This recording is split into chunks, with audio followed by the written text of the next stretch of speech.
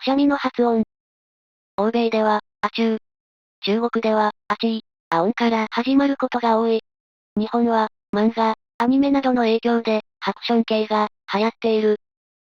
昔、日本では、草芽、や、話を使っていた。最近世界では、タックス、と発音する、くしゃみが流行っているんだとか、ゴッドブレスユー。